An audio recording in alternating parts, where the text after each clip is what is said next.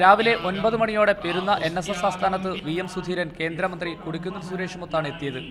ഈ സമയം സമാധി സ്ഥലത്ത് പ്രാർത്ഥനയിൽ പങ്കെടുത്തിരുന്ന ജനറൽ സെക്രട്ടറി സുകുമാരൻ നായർ അവിടം വിട്ട് ഓഫീസിലേക്ക് പോയി.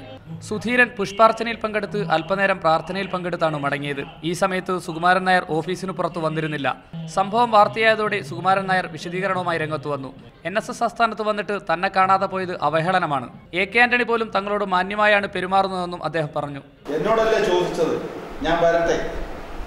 ഞാൻ സ്വാഗതം ചെയ്തപ്പോൾ ഞാൻ അവിടെ എന്ത് കാരണത്താലും ഇല്ലാതെ പോയിട്ടുണ്ടെങ്കിൽ എന്നെ ഒന്ന് കാണാൻ ശ്രമിക്കണ്ടേ? അതൊരു മര്യാദയല്ലേ? ഏത് നേതാവാണല്ലോ എന്നെ മന്നത്വജ്ഞാനന്റെ പേരെടുത്ത് NSSനെ അപമാനിക്കുകയാണ് സുധീരൻ ചെയ്യുന്നത്. സുധീരൻ മടങ്ങിയെങ്കിലും മറ്റുള്ള UDF നേതാക്കളും മന്ത്രിമാരും NSS ഓഫീസിലെത്തി സുകുമാരൻ നായരുമായി ആശയവിനിമയം നടത്തിയിരുന്നു. VM സുധീരനൊപ്പം Kottayam ജില്ലയിലെത്തിയ VD Satheesan NSS ആസ്ഥാനത്ത് എത്താതിരുന്നത് ശ്രദ്ധിക്കപ്പെട്ടു. മീഡിയ 1 കോട്ടയം.